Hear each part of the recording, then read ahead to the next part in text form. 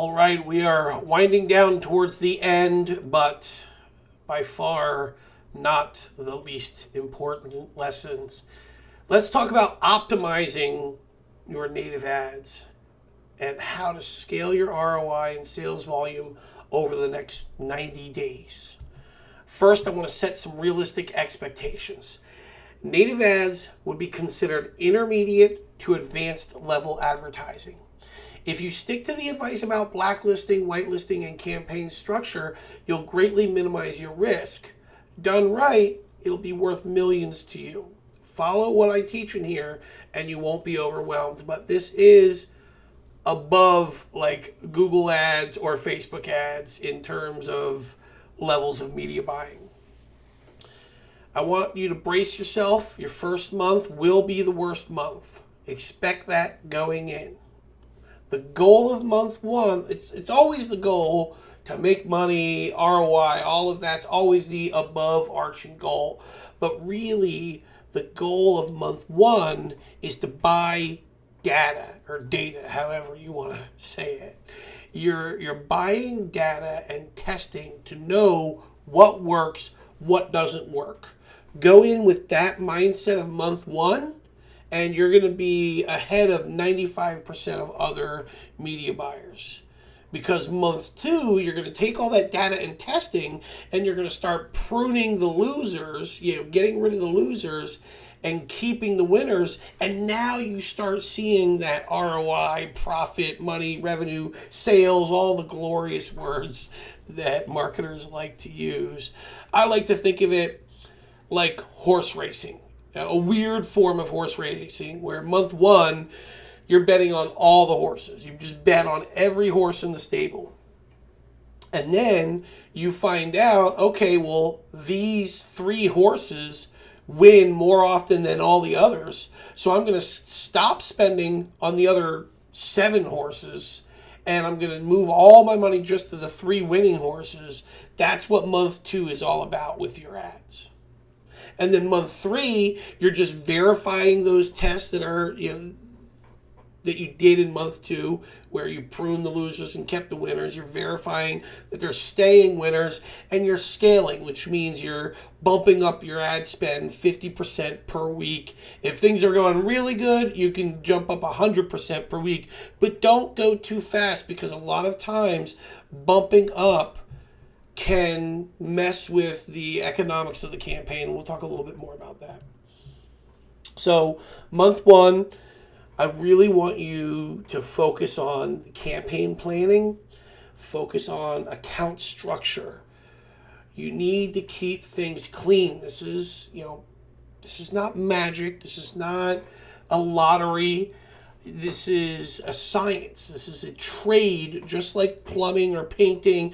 You need your ad network and your campaigns, your account, that is like your tool bench. And you need to keep your tool bench clean so that you know where things are and you understand what's working. So campaign planning, do lots of the campaign planning that we talked about, and then really make sure you keep a nice, clean account structure. What I mean by that is don't get carried away with too many campaigns and you've got paused ones and running ones and deleted ones, and all of them have different naming structures, and some of your ads have descriptive names and some of them are just like image 1, image 2, image 3, like structure.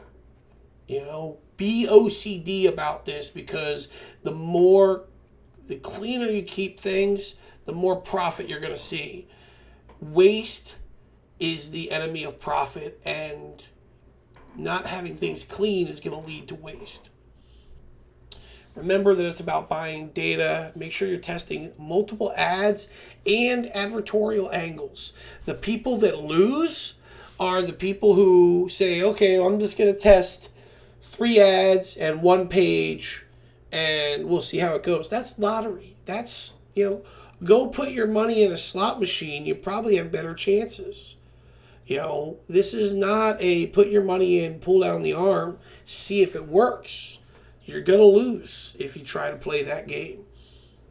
Instead, what you want to do is you want to test 10 ads. You want to test 3 different advertorials. The people that do the work win. The people who try to take shortcuts lose. I've seen it. I've been doing this 12 years, over 5,000 ad campaigns, taught tens of thousands of people. I've seen this over and over again. Do the work and you'll win. Take the shortcuts and you'll lose. It's as simple as that. Month 2, like I said, it's like betting on racehorses. In month 1, you were betting on all the horses. Month 2, you're identifying which ones were winners and which ones were losers, and then you want to prune the losers. I like to make it a rule to every week prune half of the campaign. And that means, like, if you're running 10 ads and 3 advertorials, then every week you're going in there, you're cutting the bottom 5 ads, you're cutting the bottom 2 landing pages, and then you're adding new ones. Always adding new ones. That never stops. Optimization never stops. You can always get 0.001% better, and which means you're getting 0.001% more monies. And more monies is good.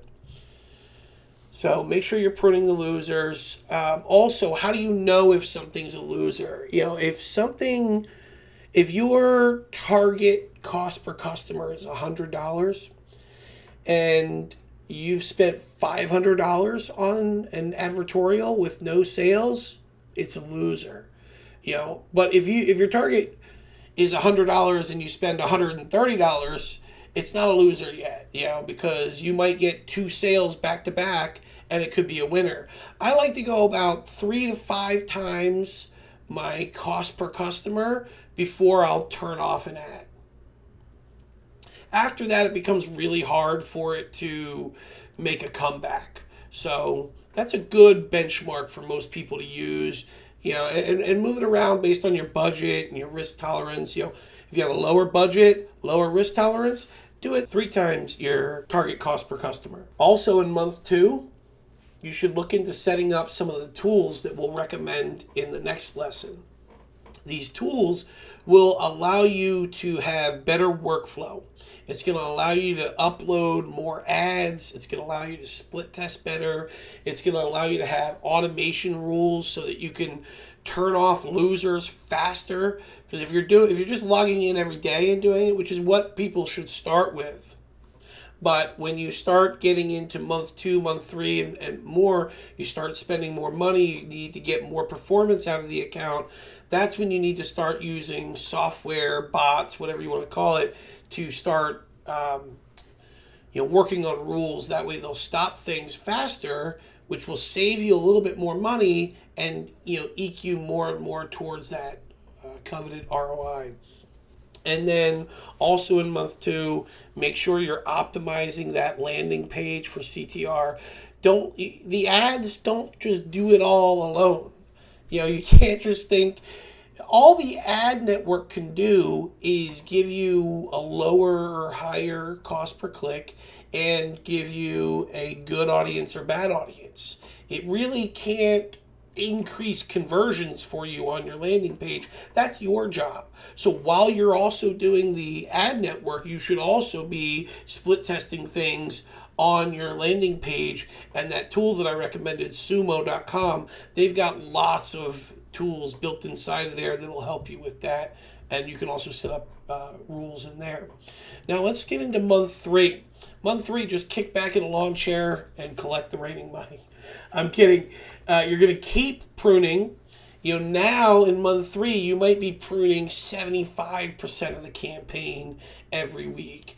And really, when it comes to month 3, it's really about fighting ad fatigue and also scaling. So let's talk about ad fatigue first.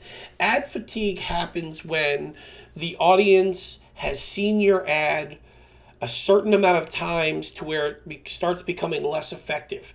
You'll notice this. It's not some mysterious thing. Like, you'll notice, hey, nothing changed. It's not a holiday or anything, but my ad is doing worse and worse. Like, you start noticing 1 day, 2 days, 3 days, it's just it's going down. That's ad fatigue. And it's going to happen Very, very rarely does somebody have an ad that runs for years and years. Your goal is to be able to have an ad that's running for 3 months to a year. If you can do that, you're doing great. And so what you need to do to fight ad fatigue is use these tools that we're going to recommend to have lots of other ads running so that you can pause one, start a new one, keep everything fresh. In month 3, if I find, by month 3, I should have found at least 5, maybe 10 ads that are working or images that are working. And so what I'm going to do is I'm just going to set that tool to rotate each ad every 3 days. That way it keeps it fresh. There's a new ad every 3 days, and if I have 10 ads, that means the audience is only seeing the same ad once per month. That's how you fight ad fatigue long term. And then the other thing you're going to be doing to scale is now that you know what's working, at this point you have a decent whitelist campaign, you have a decent blacklist, you know which images are working, you know which copy's working, you know what advertorials are working. Well, you can, maybe you started on Taboola and now you duplicate this campaign on Rev Content or Yahoo Gemini or any one of the other ones, or maybe you duplicate it out to Facebook. That's a great idea. So that's one way you start scaling, is start rolling out to new networks. Also realize that new networks work a little bit differently. And so you don't just get to copy everything, put it on there, and it just instantly wins. Sometimes you may need to change things a little bit. For the most part, it's going to work, but different ad networks are different ad networks. And so Yahoo Gemini might work a little bit differently. The image sizes might be different. How many words you get in your headline might be different. The audience is slightly different. So you know that there's going to be some small tweaks and that you really need to focus on each ad network as its own separate channel. It might need its own ads. It might need its own landing pages. But for the most part, you should be able to take your campaign, move it over there, and just make a couple of small tweaks to get it working again. And that's one way of scaling. The other way of scaling is increasing your daily ad spend by 50% each week. And that's going to only go so far before what's going to happen is, in the beginning, maybe you're only showing your ads to 10% of the market at any given time, and the network is rotating out which 10% that is.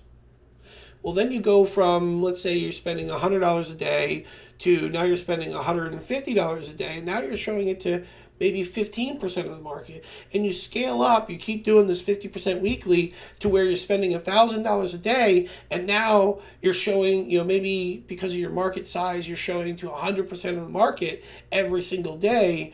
Well, when you start trying to scale beyond that, you're just going to be showing your ads more to the same audience, and that ad fatigue is going to happen faster. So there's going to be a limit to how much you are going to be able to keep increasing that ad spend. And the more you increase it, the faster ad fatigue is going to set in. So make sure you're switching out your images. Once you have bumped up your ad spend to a point where results start dropping, just back it up to the last stage you were at, and it should pick back up again. Also, when you're increasing your ad spend, usually there's a day or two where the network has to kind of figure out how to spend that efficiently. So if you bump up your ad spend and results drop the next day, don't freak out. You need to measure things weekly, not daily, because daily there's way too many fluctuations. There's huge fluctuations between Sunday and Monday, massive fluctuations between Thursday and Friday. You just don't go daily, because daily there's, like I said, there's just too many different fluctuations and things can be a fluke. I like to measure weekly and see what my weekly results were, and don't stress too much about having one bad day. It's more about the week. It's really more about the month is what you're concerned about. And make sure you're choosing budgets that you can keep going for the entire month, because some days are going to be bad, some days are going to be good. It's really about the average. That's what you're after.